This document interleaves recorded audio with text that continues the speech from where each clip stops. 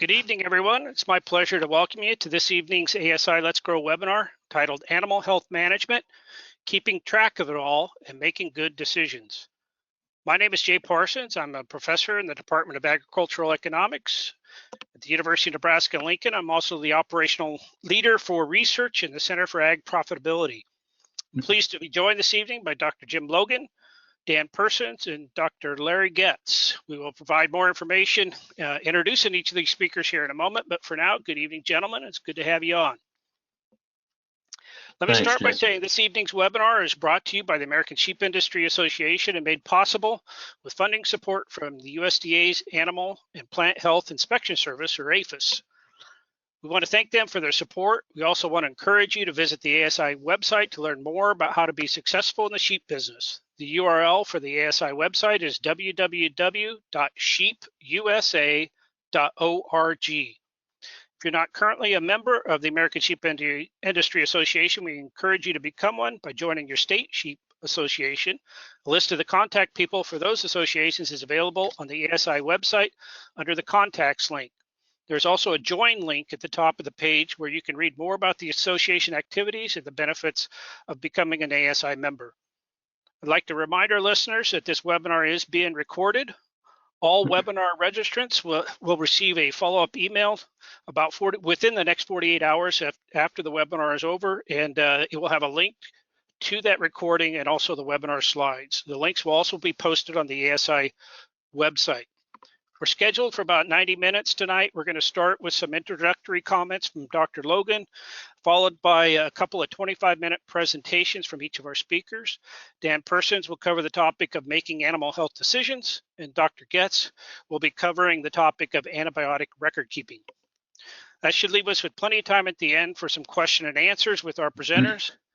You don't have to wait till the end to submit your questions. You can do that at any time during or after the presentation by typing them into the question dialog box at the bottom of your control panel.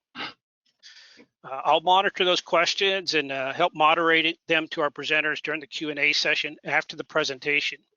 Also, if desired, you will have the opportunity to unmute yourself and ask your question directly to the speaker during the Q&A session if you'd rather do that. You will notice at the bottom of your control panel that we also have some handouts for tonight's presentations. There's 4 of them in total. I'd like to thank Amy Hendrickson for providing those from ASI. Feel free to download those at any time during the webinar. They have some good pertinent information to tonight's topics, and I'm sure you'll find them very informative. So with that, I'd like to go ahead and introduce our speakers here tonight. Dr. Jim Logan is co-chair of the ASI Animal Health Committee. He practiced veterinary medicine for 27 years and served the state of Wyoming for 23 years as state veterinarian through 2 different appointed terms, from 1997 to 2004 and from 2009 to 2021. He also served as the assistant state veterinarian from 2007 to 2009. He retired in June of 2021, but continues to serve the sheep industry with his time and his knowledge. So, Dr. Logan, we welcome you to tonight's webinar. It's a pleasure to have you on. Thank you, Jay. Dan Persons is owner and manager of the Rafter P Ranch, a grain and livestock operation with over 1,000 ewes. He also serves as the U.S. Sales and Support Representative for Shearwell Data. He received his BS in Agriculture Education from the University of Minnesota, so welcome, Dan, tonight. And Dr. Goelz received his Doctor of Veterinary Medicine degree from the University of Minnesota in 1996. He began his professional career at Pipestone Veterinary Services as a food animal veterinarian in 1996 and remained there for 25 years as a partner specializing in ruminants. In 2021, he co-founded Ridge Veterinary Clinic, where he currently practices and serves as president. His day-to-day practice is focused on ruminants with a unique passion for small ruminant clients and patients. Dr. Goelz's non-professional time is filled with sports and equine activities shared with his wife and his 3 teenage children. So welcome, Dr. Goelz, tonight. So with that, I think we're going to start off with our introductory remarks from Dr. Jim Logan. And while he's doing that, we'll get Dan's slides up and showing so he can kick off the presentations after Jim is done. So Dr. Logan, the floor is yours. Thank you, Jay. To introduce our topics a little bit tonight, Good records are essential to the success of any business, including sheep production. In maintaining factual, accurate records of events and flock or individual animal health conditions will help enable producers and veterinarians to analyze cause and effect of many conditions, and will also prepare producers and veterinarians to avoid problems with drug residues, antimicrobial resistance, and federal, such as USDA, FDA, EPA, and maybe other agency regulations. Basically, any sheep health condition should be worthy of a record creation. Obviously, some of these are more important than others. To name just a few, conditions such as mastitis, pneumonia, prolapse, abortion, enteric disease, foot rot, parasites, both internal and external, retained placenta, metabolic disease, epididymitis, pink eye, abscess, sore mouth, diarrhea, toxicities, and many, many others. It's not an exhaustive list. Also, events. Events that routinely occur in the management of sheep production should also be recorded. And as I got thinking about this this afternoon, even events such as weather events, such as extremely hot days or extremely cold days, was it raining when you did certain things with the herd in management? Those types of things should be recorded. But events that routinely occur in the management of sheep production should also be recorded. Such things as breeding dates, lambing dates, flock and individual ewe lambing dates, including single or multiple birth, dystocia, live birth or stillborn, birth deformities. Then moving on to docking and shearing, fleece weights and condition, vaccinations, deaths, injuries, culling, marketing, treatments such as with antibiotics or deworming, feed purchases, pasture changes, record of injection sites, etc. So the list goes on. Individual and official identification also is critically important in flock management and also for disease traceability and food safety. So when we have our transition from Dan Persons into Larry Getz's presentation, Amy Hendrickson from ASI will give a brief description of the handouts that are available on this, and that'll help you perhaps to see a little bit more about some of those particular aspects of this topic. So with that, I'll hand it over to Dan Persons. Okay, thank you, Jim. This is Dan Persons, and I'm going to talk tonight about animal health decisions, making decisions to improve production and for the welfare of our animals. Now, a little bit about myself. You heard I am a sheep producer first and foremost. That's my full-time job. My secondary job is with Sherwell Data, and I do their support and sales of electronic equipment and software in the United States. I've been doing that now for about 8 years, and I've helped somewhere between 250 and 300 farms and ranches transition from sometimes no record keeping and sometimes paper records all the way up to RFID and electronic record keeping and software packages. So I'm going to start and talk about just the scope of the problem. And Jim laid out a long list of things that we really should be recording and taking care of. And it's a daunting list to sit down and think of all the things you really should do. And I guess in my own flock, when I look at what do I need to keep track of, I look for the low-hanging fruit, those things that we have to deal with on a day-to-day basis that are the real problems for the day-to-day operations that make my sheep not easy care and put stumbling blocks in the way of us doing a really good job on the sheep we have.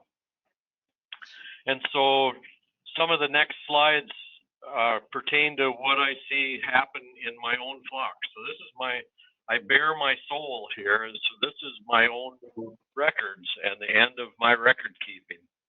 So this is looking at 2022.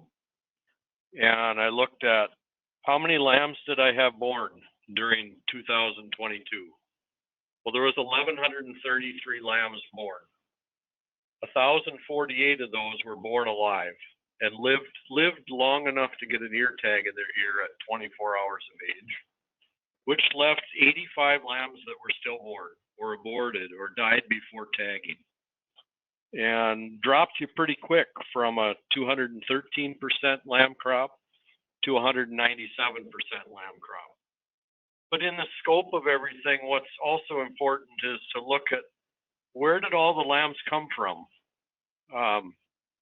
If I had those kind of numbers with 85 stillborns and abortions, and it was all ewes that had twins and maybe singles, well, that's a major problem. But we have a flock that's highly prolific, and a lot of our ewes are having triplets and quads and quintuplets and sextuplets.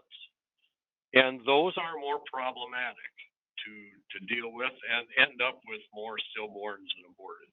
But this is where we start from. We had 1,133 potential lambs that if we could do 100% keep everybody alive, that's what we would have sold. So what did my animals die from? And here's my list of the top end of it. And there's a few more that would be at the bottom. But and so these are in order of how many incidences of each one of those things happened in my lambs and in the ewes.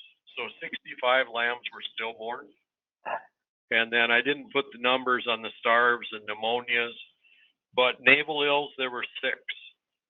So all of these that are in between are somewhere between 65 and 6 for the amount of deaths. And of course, died before tagging, that's somewhere in the 20 lambs or so. We had 85 lambs that were stillborn, aborted, or died before tagging. So I know what's up and down from that.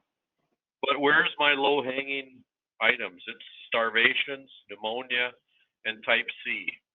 And then I get into the bottom ones, and you know, it's still 6 lambs of navel ill, but 6 out of the total number of losses is not that many. And on the ewe side, pneumonia was my number 1 cause of death in ewes.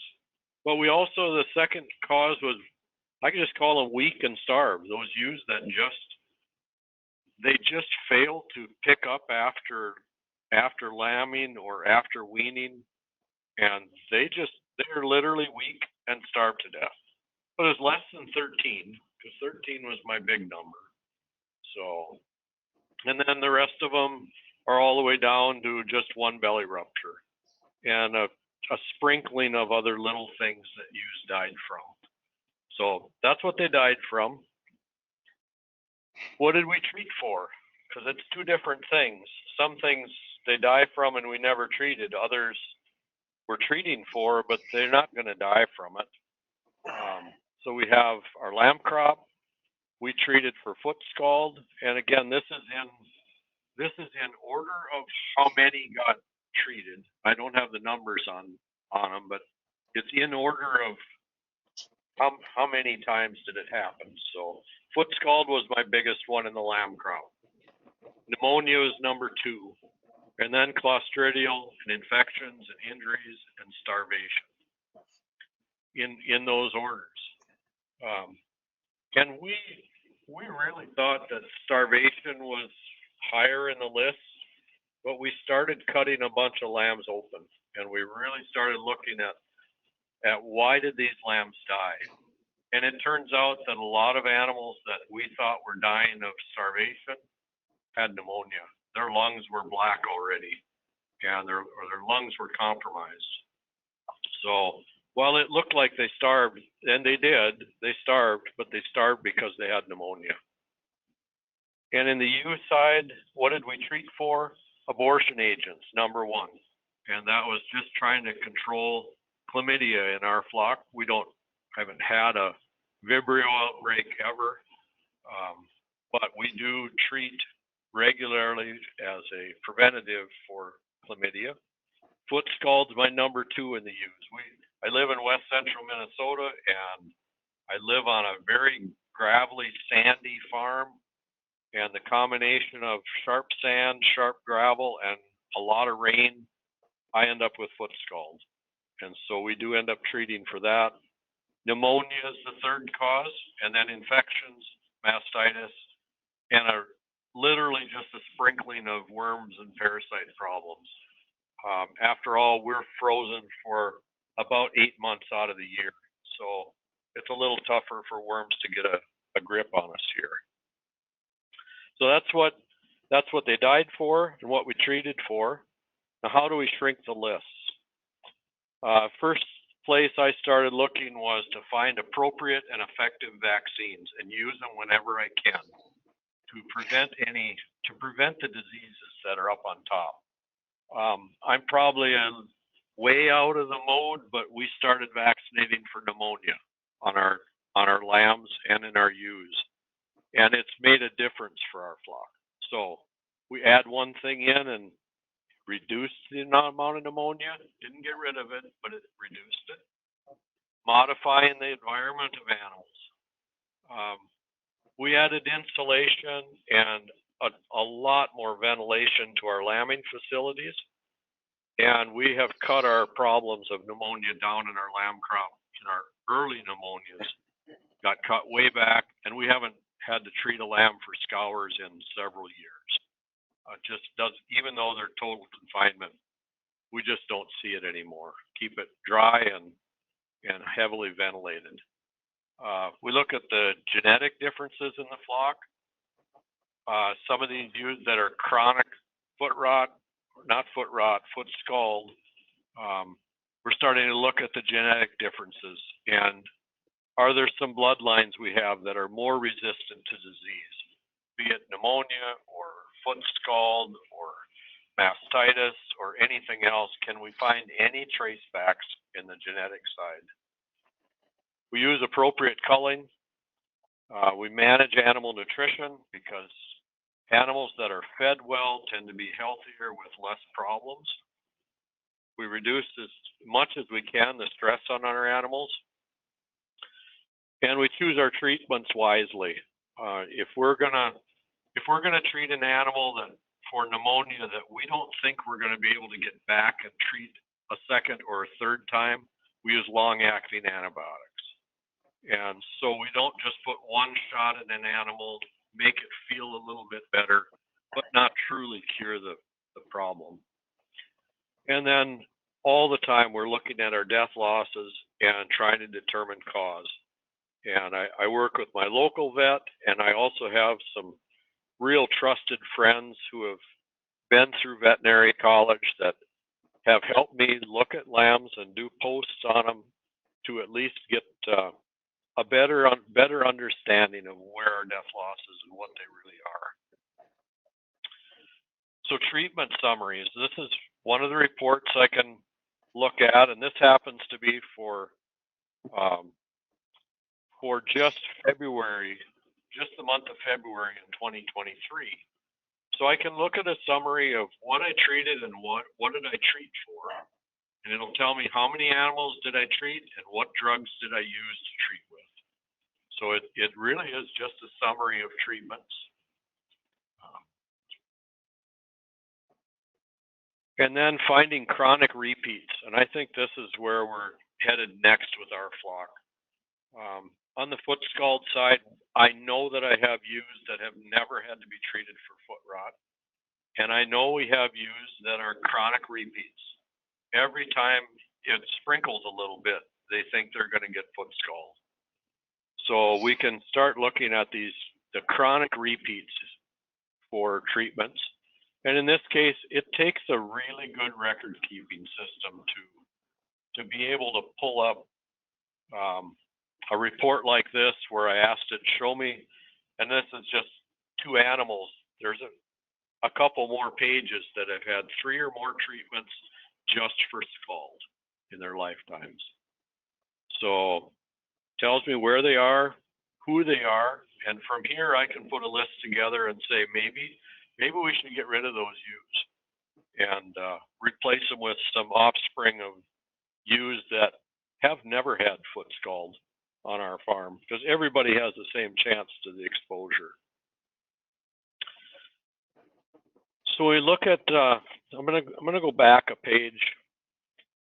We look at tag numbers on sheep, and this is a little bit off track, I think, but you'll see in the tag number column, some of them have a tag number that starts with 840, and it's a long number and ends in a 5-digit number after that, so 05148. That is an electronic scrapie tag number for that sheep. And I know it is because I did the records, but I also know that 840s are the USDA scrapie approved for animal traceability electronic chip numbers. But then I also have animals that have just a 00, and it doesn't, now that one doesn't look like a scrapie ID, but it's because of how I did my record keeping early on. And so this ewe was identified on a group of tags that I didn't print the whole 840 number as part of her flock ID. And I'll take you to the next page. So here's an example. We've got animals on the top that their tag numbers start with 00. But if you look in the center of the column, the electronic tag that they carry is the chip number assigned to them by USDA when I bought the tags. And that is the full 840 tag number, full 16-digit or 15-digit 840 number. And then they have a management tag, which in my case is a tattoo, but it could be an ear tag number as well. And they have an NSIP number, and they may have a pedigree number. And important in any system is to track any previous tags that same sheep has had. And none of these have had a second tag, but that is, you'll see tag numbers and you'll see electronic tag. The electronic tag is the chip number for those animals, which is, if it's an 840 number, it is a USDA approved scrapie chip. And here's a couple of examples, Shearwell tag and an Allplex tag, both of them 840 tags. And they can be referred to as an 840 tag. If you order them, the producer has to have a scrapie flock ID and a national premise ID number. They need both numbers. And the 840 tag will be a 15-digit number on the tag. It will start with 840, and producers get no choice at all on what numbers are going to be on the tag, other than they can tell, other than it'll have an 840. All the numbers that follow are totally to the discretion of the USDA. And that 840 chip number is linked to the producer's scrapie flock ID number. If you want to purchase 840 tags, this code will lead you to the USDA website with a list of approved vendors for 840 and scrapie tags. And again, you'll need a scrapie flock ID and a national premise ID number to use 840 scrapie tags. So reasons for recording antibiotic use. And there's several, some of them really good reasons, and some of them are just a reason. Government regulation. Government says you need to do it. So you need to keep track of your antibiotic use. That is law. You have to keep track of it. Is it a good use? of your record keeping? I'd argue it's probably not. But the other items are. If you're in an antibiotic-free protocol on your sheep, you have to keep records on those sheep to be able to pull out any lambs or ewes that have been treated with antibiotics. If you keep records, a good reason is to correlate the antibiotic uses with death losses and see, are we treating the right things, or are we treating the right things but with the wrong drugs that don't work for us. Tracking common illnesses, so you can find that one item or that one or two diseases that you're losing a lot of lambs to. And I never would have correlated it myself without a really good electronic system of records that I can just go in and ask for a list of every lamb that died of pneumonia. Because on 1,100 lambs, you lose track of time and the number of treatments really, really fast. So, and then tracking withdrawal dates. Extremely important to track withdrawal dates on any antibiotics you use, any drugs you use of any kind, and even vaccines. You need to track the withdrawal dates so you don't send animals to market that have any residue I won't say any residue. They have allowable residue levels in them. What needs to be recorded? The animal's number, her tag number, the date you treated, the person that treated the animal, why you treated the animal, what drug you used, how much did you use, and of course, what's the withdrawal date now of that animal? Did you calculate it out and look at when's the first time I can sell this animal? What else should be recorded? You should record where the drug was obtained, what the lot number of the drug was, and the expiration date of that drug. So you can monitor and keep track of what's in the medicine cabinet. Common record keeping methods. There's pocket notebooks, there's ear notching and ear tagging, paint branding, and electronic records. For a notebook, you must record all the needed information. So it's not going to happen in a little tiny notebook. You're looking at something bigger than what will just fit in a shirt pocket to get all of the needed information recorded. They are simple to use. It takes pen and paper, but you need to keep those records available long term. It's not good enough to write it down and then lose it. You need to have a way to store that paper for at least the life of the animal, and I'd argue probably longer. It's very difficult to analyze information out of a pocket notebook. If you're any size flock at all, it's extremely difficult, and it's difficult to find an individual record in a pocket notebook if your flock is of any size. Ear notching and tagging. First thing is, it all by itself, it doesn't satisfy the written record keeping regulations. It doesn't tell you enough to just have a tag in the ear. Notching is permanent record that an animal was treated, so that is a good thing. If you're on a antibiotic-free protocol, an ear notch can suffice to be able to say, well, I treated it. But it doesn't by itself satisfy record keeping.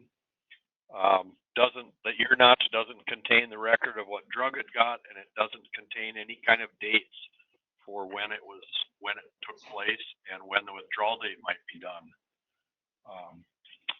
But ear notching and tagging can be useful for antibiotic-free protocols to mark treated animals. Paint marking. It's temporary at very best. And in hair sheep, paint branding just doesn't work. It might last for a day or two, and then it sheds right off that hair follicle, and paint brands just don't stick to the hair breeds. It does, again, like ear tags and notching. It doesn't in itself satisfy written record requirements. although I will use paint marking if I treat an animal with LA200, they'll get a dot of paint on their head on the first treatment, and on the second treatment, they'll get a stripe of paint across the shoulders to show that I've treated them twice. So it does serve a purpose in marking, and I'll generally put a spray paint mark where I gave the injection. So if it was in the skin on the neck, I will give a little dot of paint on the neck on that side where the shot was given. Electronic records, they satisfy the written record requirement. It makes information retrieval easier. It ties the drug, the ear tags, the withdrawal dates, the treatment reasons all together in one database. RFID just makes data capture easier. You can use electronic records and not have RFID, but RFID makes that capture of tag numbers much easier. Treatment remains part of the animal's lifetime record. Even after withdrawal date, it stays on that animal's record as long as the animal is in the database. And you can begin to tie treatments, genetics, death losses, management decisions all together. I could, in my system, go in and ask for all of the animals that have ever been treated for foot scald and ask it to put those animals in a list based on who their sire was. And within 30 seconds, it would go through 8 years of records and tie it all back to what the sire lines were. And maybe at a glance, I'd see that there's some sire lines that are chronics for foot scald. Same could be true for inverted eyes or mastitis or pneumonia or anything else. We can tie it back on the genetic side to these animals. This is what my medicine cabinet looks like. So it's all the drugs I have, the batch numbers, how many cc's are in the cabinet, and then when I purchased it, what the expiration date is, and what I paid for those drugs. And some of these are a little bit of a guess. I didn't go back and look right at the sales ticket on all my drugs, but I know pretty close. I'm pretty close to what they were. And expiration dates are there, and I've got some really old drugs, and some of these are going to have to get pitched. Like Spectam, I bought it in 2012. That was about the last time I treated any lambs for E. coli scours in the barn. Just hasn't happened since then. So that's medicines on hand. This software will track how much is left in the bottles, and that's why some have really strange amounts. As it's used, it subtracts it out of the amount on hand. Here's what it looks like on our recorder. We would go down to treatments on the recorder, and at treatments in the next slide, it is the date of the treatment, the drug we used, and the batch number that it came out of.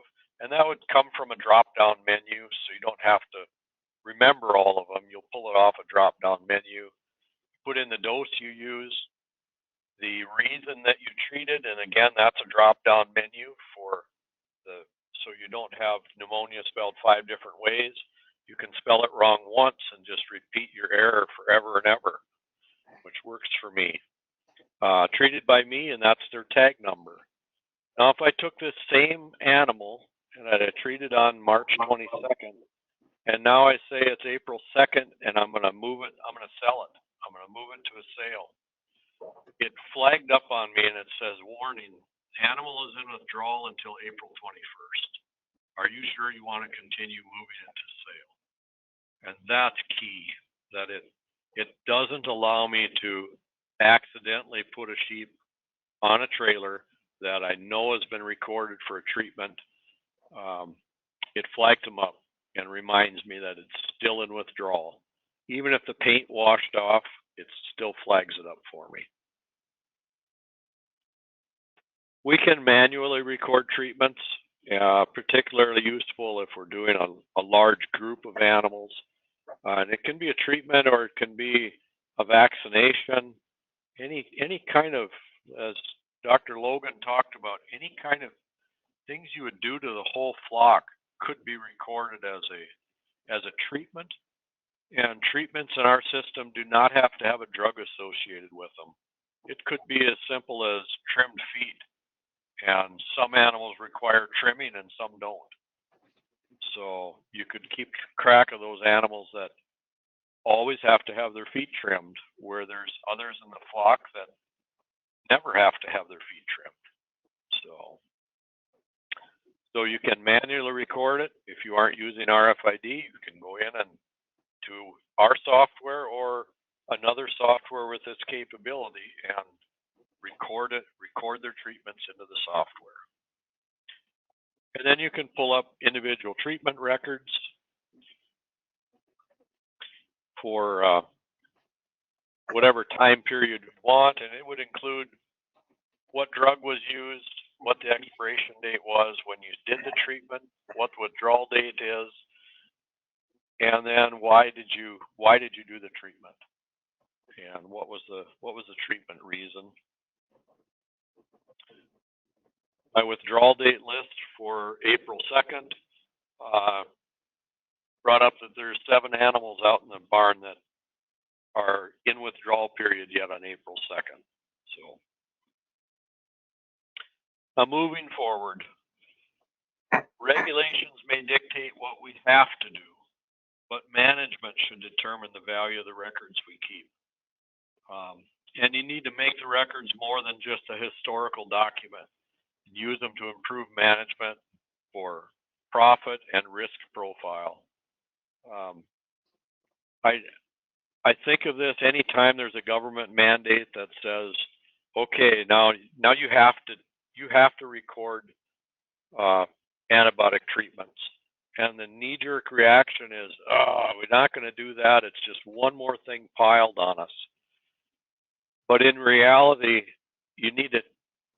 we as producers need to take those mandates and use them for our best interest.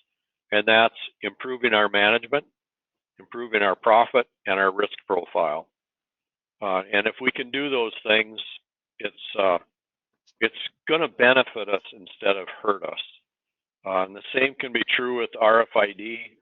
It may seem like a burden and an unnecessary mandate if it ever comes to pass, but those of us that have gone down the road, most of us would never go back. It's opened all new areas that we can improve our flocks through improving our records and managing that data better. So I want to thank you for listening tonight. And again, we thank the USDA APHIS for their support of this program, and also American Sheep Industry Association for support of this program. And I'll be happy to take questions at the end of the program tonight, if you would have any. Thank you. Thank you, Dan. And while we transition into Dr. Goelz's presentation, Amy Hendrickson will give you a little bit of an overview of the attachments or the handouts. Good evening, everybody. Thank you for joining us today. And Dan, I really appreciated your presentation. It was great. Thank you. So you will find in the handouts section, if you look there, there's a little thing that I think it's to the right of your page. It says handouts. There are 4. There are all of the information here are things that you can find on the internet. If you went to look for something related to identification, related to obtaining official tags, related to the scrapie program, all of this is found on there. I just thought that it would be helpful to bring together all of these, a few of these things for your benefit. There's also an information packet that is related to the antibiotics change. All of the information in that comes from either the ASI website, which I encourage everyone to go to because it has terrific information, all kinds of information there. But there's some information in this packet from the ASI website, but there's also information from the American Association of Small Ruminant Practitioners that kind of helps you understand what this change is that we are moving toward in June. And it also includes a sample vet client patient relationship document there. So I hope this is helpful for you, but that was the intent behind that. Thank you, Jim. Thanks, Amy. And Dr. Getz, I think we're ready to move into your presentation on antibiotics. All right, thank you very much. I assume everyone can hear me. If they can't, Jay, let me know, but we're going to go ahead and get started. I titled this talk, Antibiotics, New Rural Use and Veterinary Client-Patient Relationship. And I didn't advance that correctly. Can everyone hear me? Yes. All right, let me change out of the viewer here. All right. I would assume you can see what I'm seeing. I'm going to close out of this box. We are on your first page. Yep, I'm having problems advancing it, so you bear with me a minute. All right, There you go. I got to get something out of the way. Okay, first of all, for disclosure, there, I needed to hide my control panel. Okay, I assume everyone can hear and see me. So for full disclosure, this project is made possible in part by a cooperative agreement from the USDA Animal Plant Health Inspection Service, or APHIS, and it may not necessarily express APHIS's view. First of all, I'd like to thank both ASI and APHIS for asking me to participate and present at this webinar, but I want to make sure that everyone please understand that I'm a veterinarian in private practice. I am not an employee of ASI, nor am I an employee of the USDA.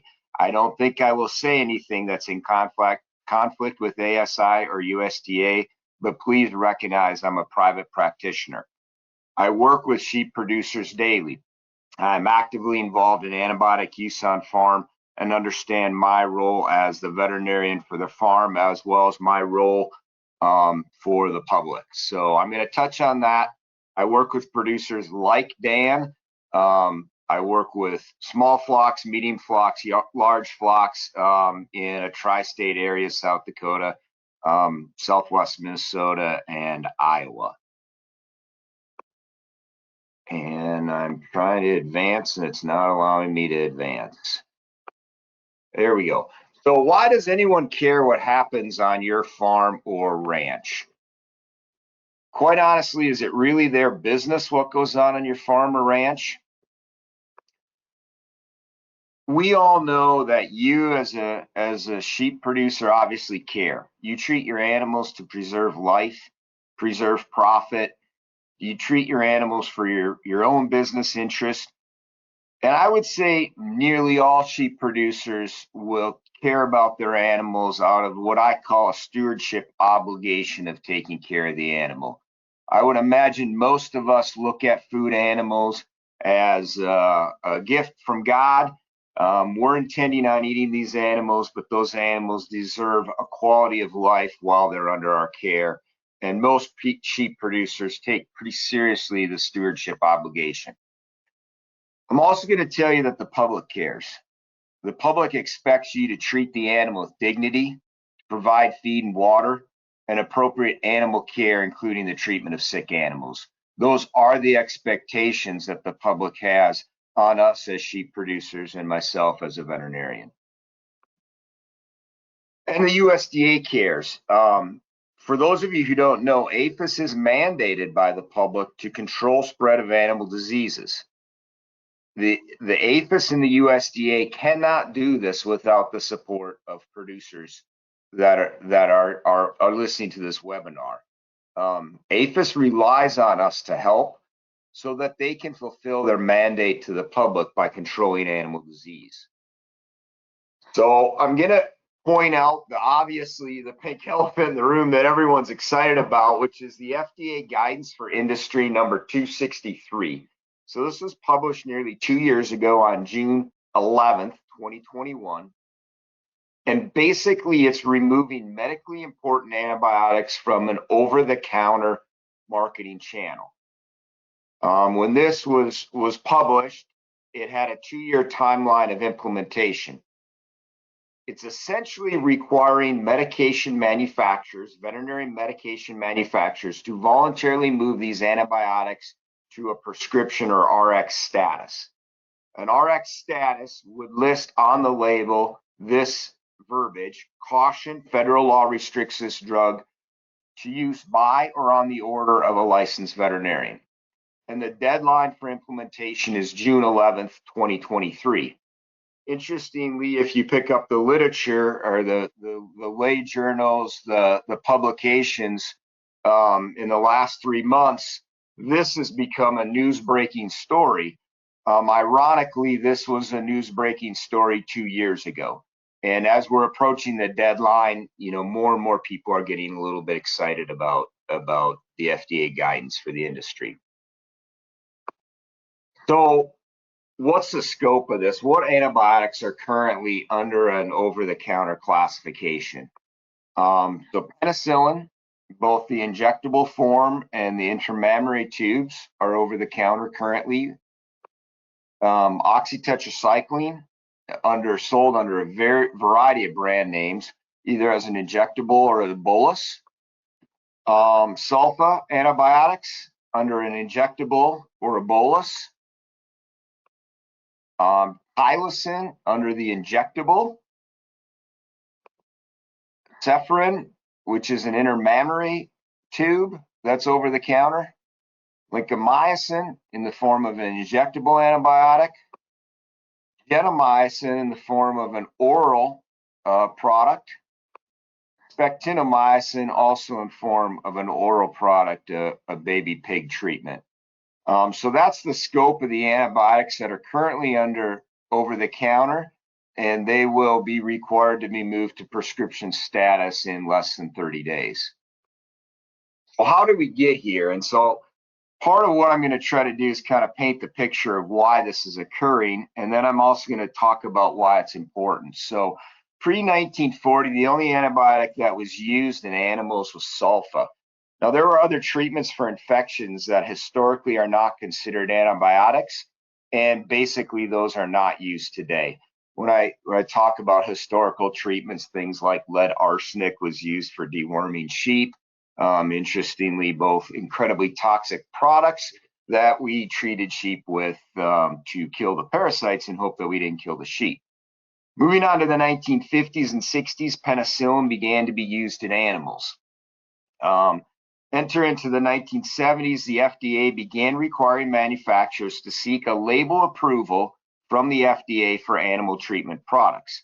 At that time, penicillin was grandfathered in, but all new animal antibiotics were required, the FDA required seeking label approval and studies to show efficacy in order to get that label approval. So at this time, an over-the-counter approval was allowed for antibiotics which had a wide margin of safety, were not dangerous to handle. In other words, there was no human risk of accidental injection, and did not pose a significant human health residue risk. So as long as they weren't products that caused a great human risk, were not dangerous to administer, had a wide margin of safety, the FDA granted over-the-counter approval. Then things began to change in the 1980s. We started to see widespread antibiotic resistance, and it became recognized both in the medical community and in the public. The public also became aware of the use of antibiotics in food animals. This led to speculation that the use of the antibiotics in food animals was causing resistance and thus could be a threat to human health. Again, this was speculation. However, the FDA began to be pressured by the public to address the public's concerns and the speculation. Enter into the 1990s, the FDA required new animal antibiotics to be approved as prescription drugs. No antibiotics were approved in the 90s and to current under an OTC label. However, previously approved OTC drugs are grandfathered in, and through the 90s, we started to see mounting pressure from the medical community and public about antibiotic stewardship in food animals. So from 2000 to current, all new animal drug approvals were either prescription or, in the case of feed additives, under a VFD, or a veterinary feed directive. The OTC class became an undefendable problem for the public and the FDA. The FDA was being called upon by the public to only allow antibiotic use under the supervision of a medical professional. The public would view antibiotic availability to humans only under the supervision of a medical professional. Why not animals? Why does the OTC class exist? And this is following a trend in Europe. We're just about 20 to 30 years behind. So we see pressure from the public, not from the veterinary community, not from antibiotic manufacturers, and not from food animal producers. Veterinarians weren't screaming for this. Antibiotic manufacturers weren't screaming for it. Food animal producers weren't screaming for it. The public is the one that's delivering the pressure. So today, the public supports prudent and appropriate antibiotic treatment of sick animals for the welfare of the animal, not for profit. Not only do they support it, they expect we as veterinarians and sheep producers to do prudent and appropriate antibiotic treatment of sick animals. The public expects that this treatment is under the direction and knowledge of a medical professional, i.e. a veterinarian. The public is aware of extensive use of antibiotics in food animals, not so much in the sheep industry, but in the cattle industry and in the swine industry and in the poultry industry. Now, there is a perception that antibiotics will not be necessary if the animals are kept in smaller operations with a better environment, better housing, better nutrition, and better care. Again, this is a perception. There is a perception that antibiotics are used in large operations because the environment and care are so bad, the animals are sick, and it is the only way to keep them alive. I would argue that perception is false. However, the perception of the public is their own reality. Okay, so also what we know, consumers will pay more for meat that comes from animals that were never treated with antibiotics. There is a premium for antibiotic-free. Consumers will pay more for meat for animals that were not kept in confinement. There is a premium for grass-fed. Consumers will pay more for meat and milk from animals that were grown on an organic farm. The consumer is talking with their checkbook. Okay, I'm going to give you an example of a case. So Posilac or RBST. So this was bovine somatotropin, which is growth hormone. Recombinant technology spliced it into bacteria, grew up bovine somatotropin. It was approved around 1988 to increase milk production in dairy cattle. It is not an antibiotic, and there's no detectable difference in the milk from cows treated with bovine somatotropin or Posilac and cows not treated. Okay, Posilac was not pulled off the market by the FDA. However, marketing companies convinced consumers that milk that was from non-treated cows was better, safer, and more healthy. They offered a premium to producers to deliver milk that was not treated with Posilac. They sold that milk at a premium. They convinced the consumers that that milk was better, safer, and more healthy with no scientific data. The market pressure penetrated through the entire industry, causing the entire dairy processing industry to refuse to take milk from farms that used Posilac or RBST. Posilac is still approved in the US. Sales in the US are zero. No processor will take milk from cows treated with BST. Okay, what exactly will change on June 11th? Penicillin, sulfa, mastitis tubes, etc. will not be available at farm stores. The only way a farm store can sell these products is to fill a prescription from a veterinarian. And in order to fill a prescription, you need a licensed pharmacist at the site. Excuse me. Sales from veterinary clinics and veterinary distributors will not change. Veterinary distributors already are filling prescriptions with a licensed pharmacist on staff, and veterinary clinics can fill prescriptions from veterinarians that are working for them, as well as veterinarians from other clinics. What is it required for a veterinarian to write a prescription? You need a valid veterinary client-patient relationship, and this has 4 points, and all 4 criteria need to be met. The veterinarian assumes the role of making veterinary medical decisions for the patient farm. The owner agrees to follow the veterinarian's instructions. The veterinarian has knowledge of the animal and/or the farm such that he or she can at least make a preliminary diagnosis and acceptable treatment plan. The veterinarian is available for follow-up in case of adverse medical reaction or treatment failure, and the veterinarian is licensed in the state where the animals are located.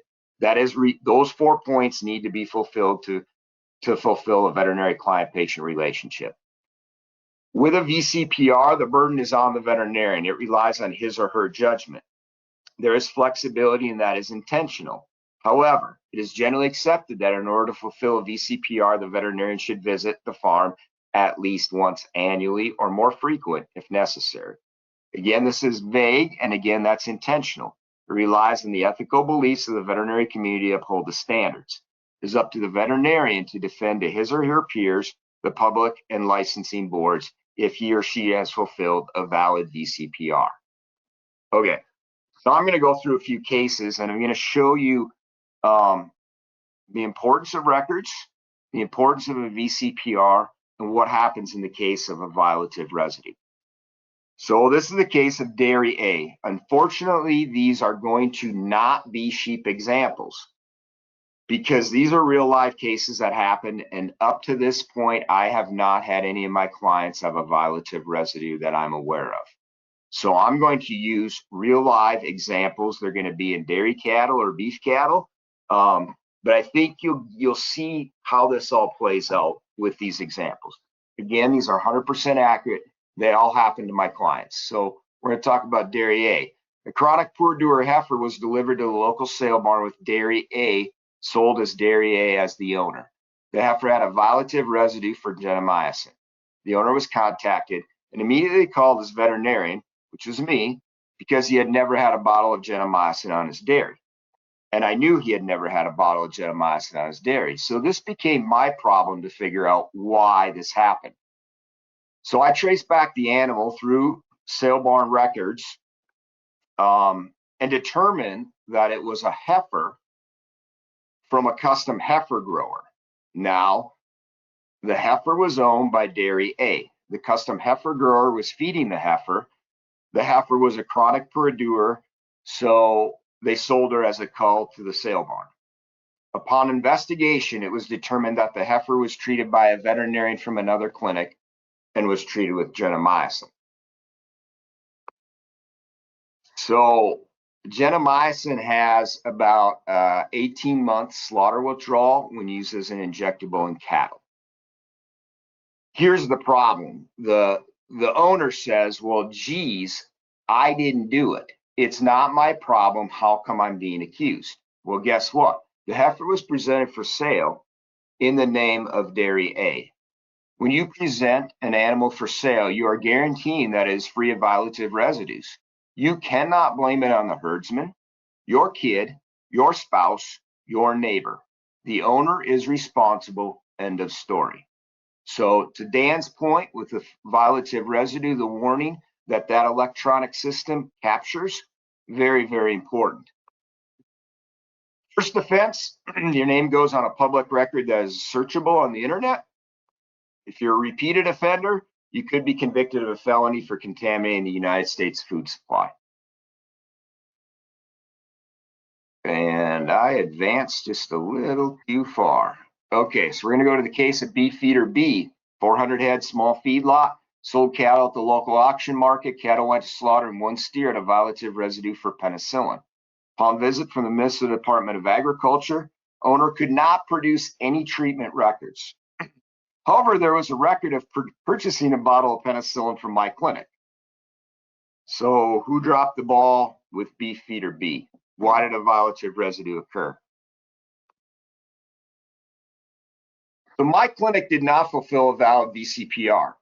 We instructed a treatment dose that exceeded the labeled dose, but did not recommend an extended slaughter withdrawal, nor did we insist on treatment records and animal identification. If I am unsure that my instructions will be followed, I am bound by Veterinary Code of Ethics to refuse to write the prescription. So some of this blame falls on me and my clinic. Beef feeder B did not have treatment records or ID process in place to guarantee that an animal with a violative residue did not enter the food chain. How did this play out? This became an education both for my clinic as well as for the beef feeder, and we've got much improved practices in place. So how good is the testing for antibiotic residues? So I'm gonna try to put this a little in perspective. Slaughter tolerances are on the order of parts per million. So for example, there are 10 people at this webinar and there are 5 million people in Minnesota. The amount of Minnesota people at my talk is 2 parts in a million. Antibiotic testing can be currently detected on the order of parts per billion. For example, if there are 80 people at this webinar and there are 8 billion people in the world, the amount of people in the world that came to the webinar is 10 parts per billion. My point is, it is possible to detect a lamb that was treated at day 1 at slaughter and find a residue that might not be violative, but find a residue of antibiotics. So the future, according to me, both veterinarians and producers are and will be held accountable for antibiotic use in animals. We answer to the consumers who choose to eat or purchase our product. They are the ones who are writing our paycheck. We have to listen to them and we have to deliver what they want. They expect it to be raised in a safe and wholesome manner. Rules are in place to keep us safe and prevent us from doing something stupid. Follow the rules. Okay. So follow the rules. We're going to talk about the case of Dairy C. This happens to be a 2,000 cow lactating dairy. A slaughter cow that was sold to a local auction market was delivered to a cow plant, Wisconsin, and had violative residue for sulfa. Dairy C was implicated based off a plastic purple 71 ear tag. Dairy C had both electronic and written treatment records, along with 2 forms of USDA tamper-proof official ID. These cattle were carrying a bright USDA steel tag, as well as an official RFID tag. Furthermore, Dairy C cows were back tagged at the sale barn by a USDA official slaughter back tag at the auction market. So I'm going to make a little point about USDA official animal ID. It is vital for animal disease tracing and control by the USDA APHIS. USDA APHIS is our partner. However, it doesn't stop there. USDA official animal ID can be used as support of ownership. It identifies that you are the owner at the time of tag application. It can support transfer of ownership to others at a defined time. For example, in the case of the sale of animals and a paper trail with a health paper, a certificate of veterinary inspection. With complete written or electronic treatment records, an official animal ID can be used to defend practices on your farm. Official tags must be acquired through a USDA official vendor. This is the link to the website. Amy had a PDF that has more information about it. And this happens to be 2 examples, or 3 examples actually, of common USDA scrapie identification, okay? So, the case of Dairy C, I'll show you why that was important. Upon inspection at the dairy and at the request of the attending veterinarian, that was me, I was the attending veterinarian, and I called the USDA and I requested an inspector come out and examine the farm, because I first told the plant there was no chance that a cow could lose 3 forms of official ID between Pipestone and the cull cow plant in Wisconsin. They hung up on me. Then I went up the chain to the USDA. I insisted that they come out and visit the farm. And the inspector reported to the FDA that there was zero chance of the dairy being responsible for the violative residues, and I required that in writing. The FDA sent the formal apology to Dairy C for accusing them of the residue violation. The burden of proof is always on the producer. Records and identification mattered. In this case, we had the records to support, we had the official tamper-proof IDs to support that Dairy C was not the person that delivered Bangle Tag 71 to offered for sale. So do what is expected. And then guess what, guys? Don't be afraid to show the world that you follow the rules.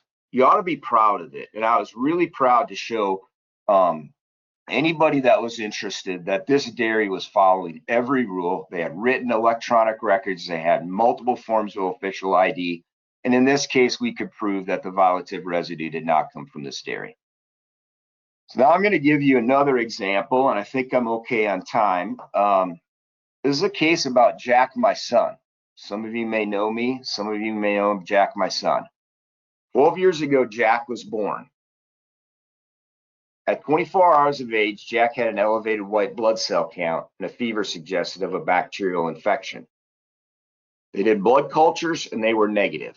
So we've got an infant that we suspect has a bacterial infection, but we couldn't culture it out of the blood. We're not sure where the infection is, and we're not sure what the bacteria is. Jack was admitted to neonatal ICU. Again, these are all true stories. Antibiotics are started based on the fever and the elevated white blood cell count. So which antibiotics are chosen to treat my son Jack? I had this conversation with the internist. Antibiotic choice is determined based on the culture and sensitivity of patients, of isolates from patients in the neonatal ICU at that hospital for the previous 12 months. Jack was treated with gentamicin and potassium penicillin, which combined are broad spectrum and synergistic with very little documented resistance to the combination in the hospital where Jack was admitted to ICU. Gentamicin has been used in humans since the 1970s and is an over-the-counter drug in animals since the 1980s. It's commonly used in the form Garrison baby pig pump. Penicillin has been used in over-the-counter the drug in animals since 1950. So you may look at antibiotics like penicillin that have been around for a long time and antibiotics like gentamicin, and you may say, well, geez, why are they worried about use of penicillin and gentamicin? They've been around forever. There's certainly newer drugs that, you know, are more important. And is penicillin and gentamicin medically important? Well, I'd argue that neonatal doctors, nurses, and certainly in Jack's case, the parents of neonatal patients all would consider penicillin and gentamicin as medically important antibiotics. So I guess the bottom line, and to summarize, it's okay to listen to what the public concerns are. We in the industry can be proud of what we do and how we take care of the animals. Treatment of the animals under our care is necessary, and we should be afraid to use antibiotics.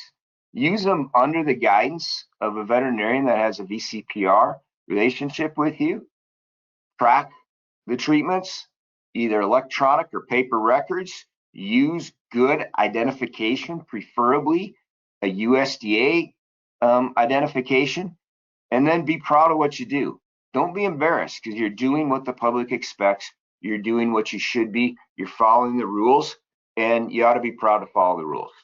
So I guess with that, I'm going to turn it back over to our moderator, and I do believe we have quite a bit of time for some questions. Yes, we do, Larry. Thank you for that. And we've had some questions come in. I don't know, we'll give Dan a moment to get back on. And Amy and Jim. There we are, Dan.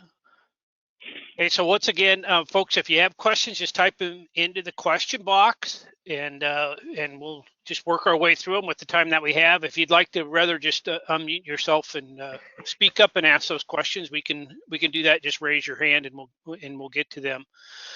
I don't know. You want me to go first, Jim? I'll go through the questions here, and I guess feed them to there. We had some questions come in on pneumonia vaccinations. I believe, Dan, you mentioned something about pneumonia vaccine at some point early on in your talk, but people were wondering what do you use to vaccinate lambs for pneumonia, and is it over the counter? So Dan, you want to start? Maybe Larry wants to pipe in too. I should let Larry pipe in first. I didn't get it from Larry, and Larry and I don't have any connection. He is not my veterinary client. I know Larry, I respect him, but I do not use Larry as my veterinarian. But I use an intranasal product on my lambs called Once, and which isn't really once because you end up doing it twice. But we give an intranasal dose to the lambs at generally about 3 to 4 weeks of age, and then again at weaning. And then my ewes also get a hemolytic vaccine about 2 to 3 weeks prior to lambing, and that's boosted annually.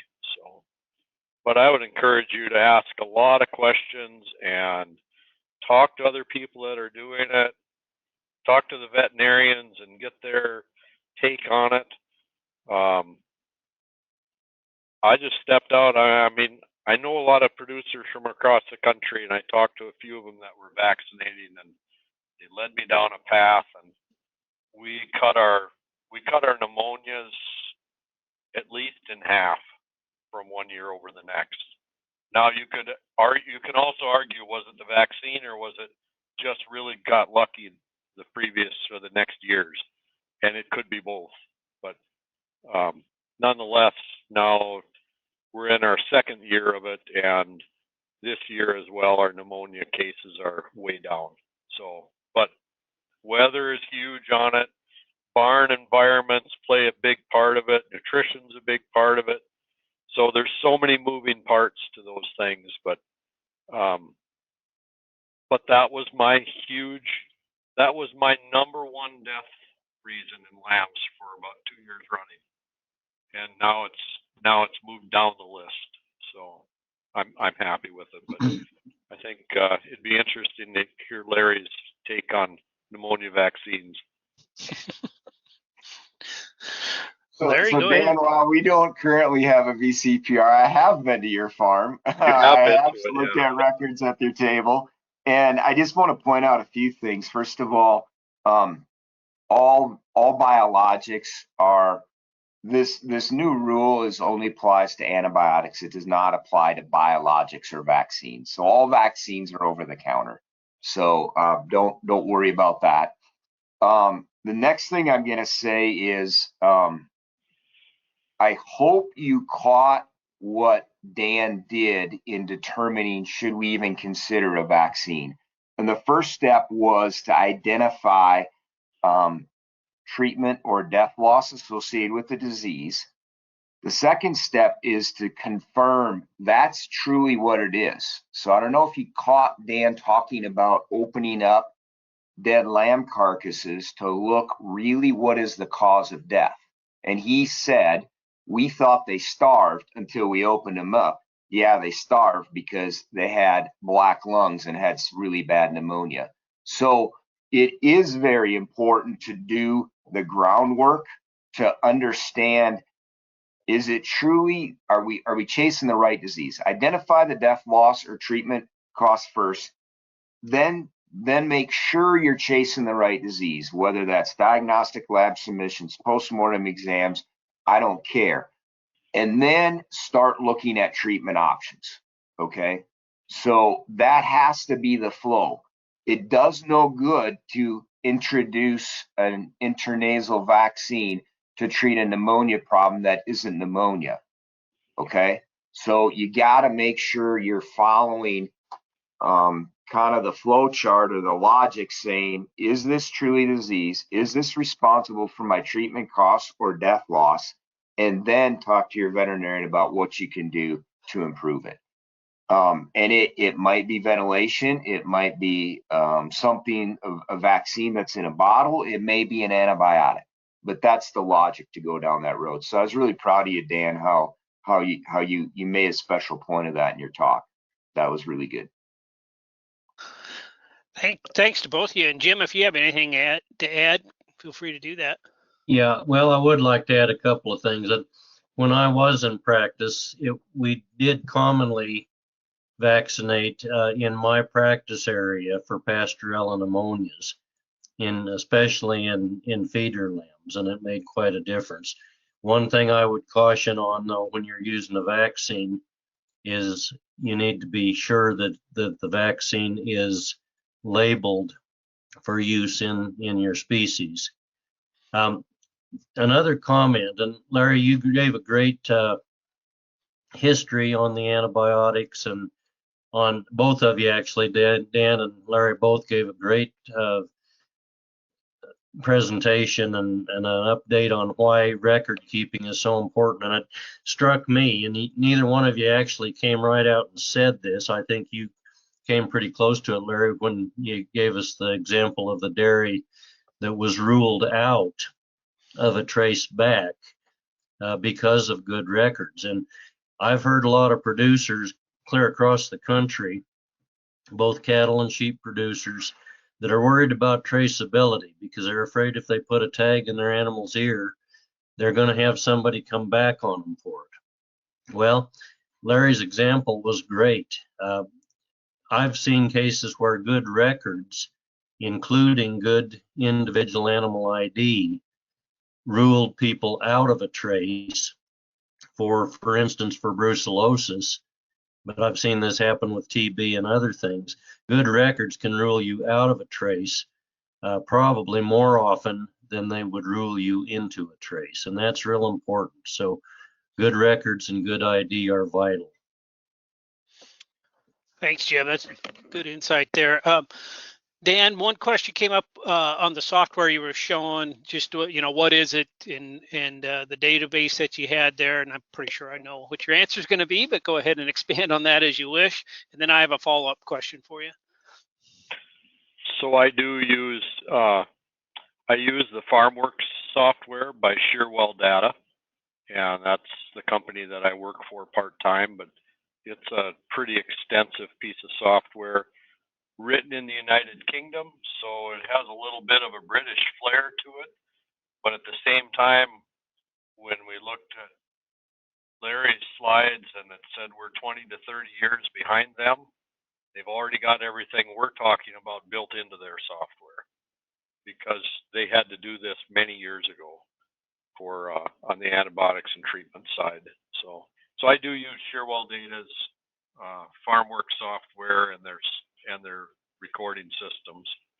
I'm going to add one thing, and it's kind of off the software, but I deliver lambs about every 2 weeks to a station, and I have been asked multiple times by people that are in line with their trailers behind me at the drop station that find out that day that they need a scrapie tag in their ewes.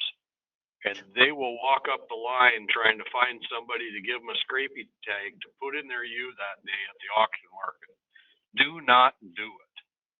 Your tags are your tags. Do not ever give your tags to someone else unless you've sold the animal to them. Because your tag in their ear means it came from your farm and it's indefensible. It has your tag in it. So I just wanted to, if your neighbor calls and said they ran out of tags, well, that's really too bad because do not give them yours. They can pay the fee at the collection site or wherever, but do not share your tags with anybody else. So, okay. Message received. Done with my rant. Yep. And a good message. So my follow-up is because I know we have a lot of small flock producers on here.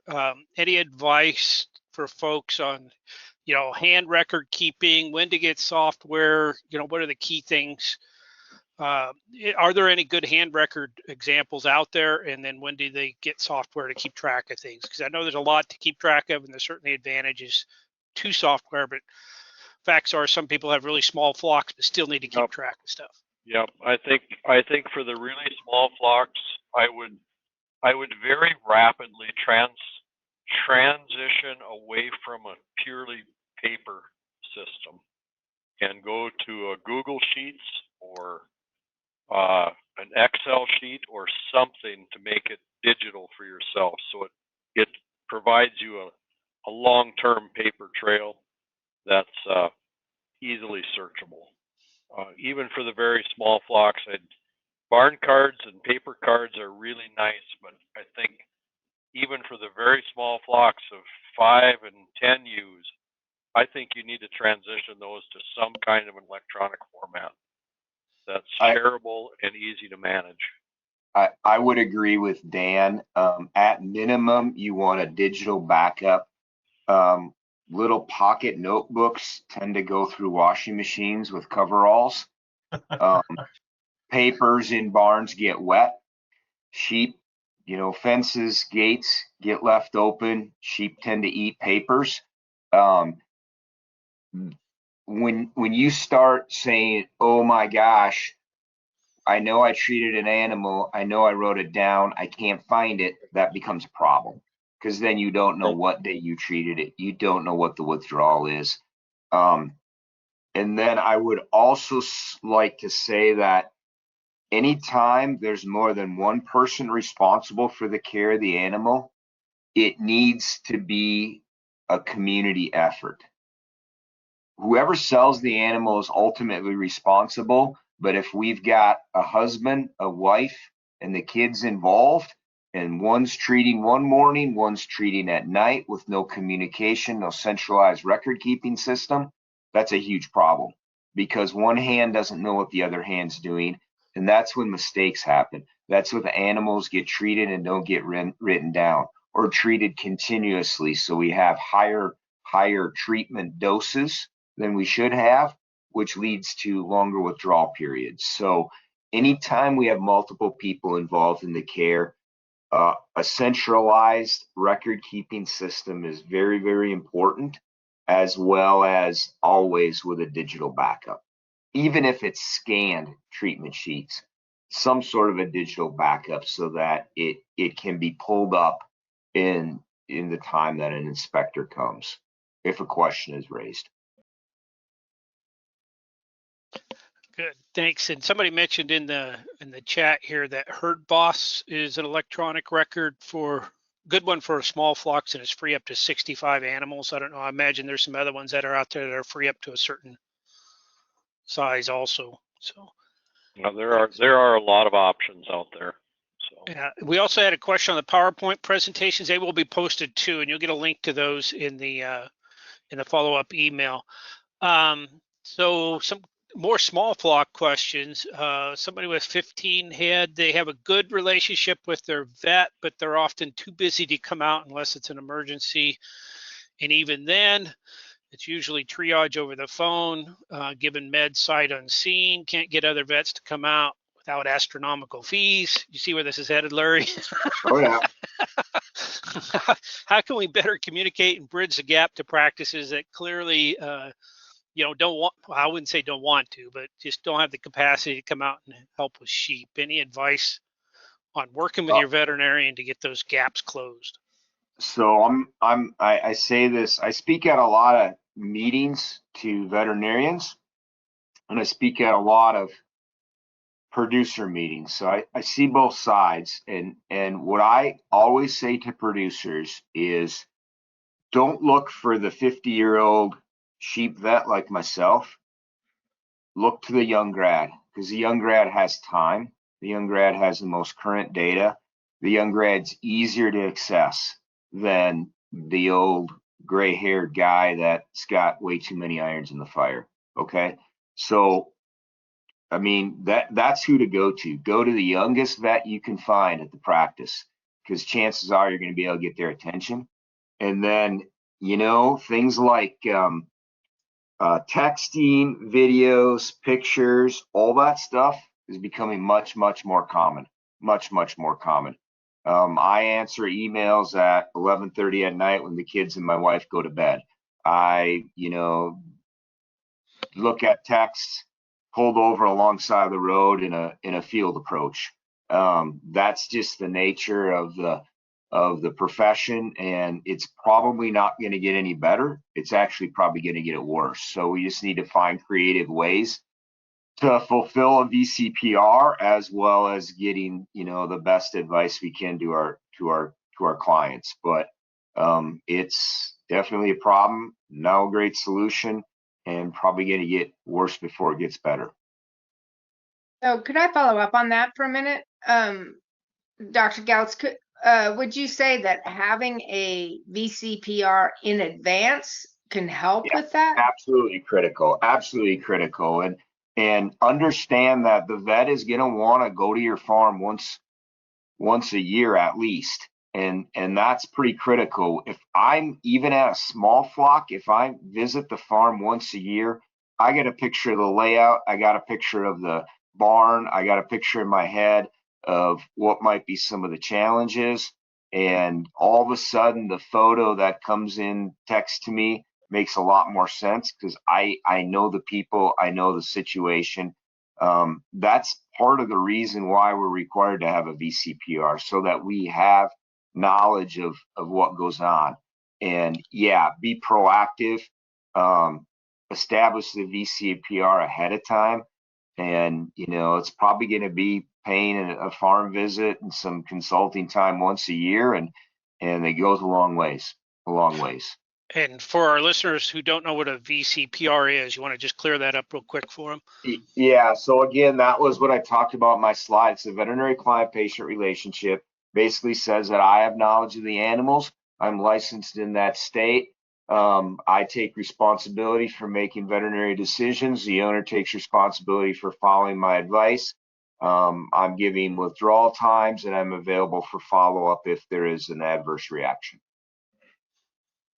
Okay, very good. And Larry, I want to circle back and catch a question that came in early on before we finish up here. It says, I'm now getting 1 or 2 pre-pubic tendon ruptures per year in 75 ewes where I never had them before over 30 years. What is the cause of this?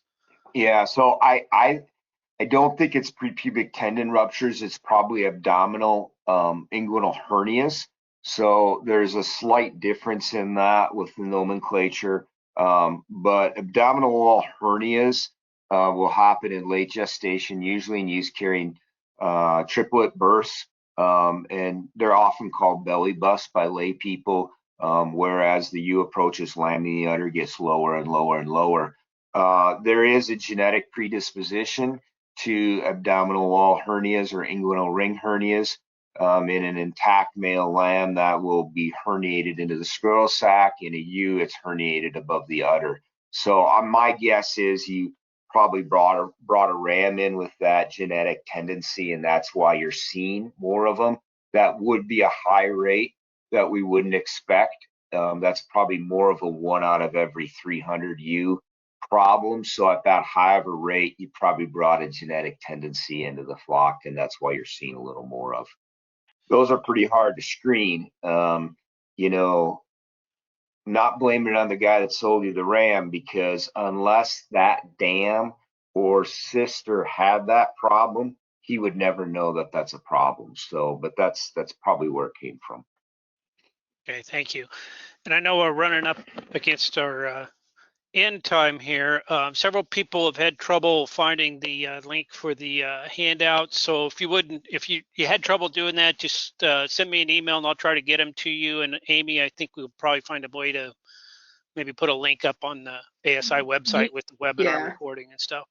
All of the information is available on the USDA website, either at the Scrapie information or on the ASI website, which is sheepusa.org, under producer education, Scrapie, and identification pages, or at the or under the FDA information on the ASI pages.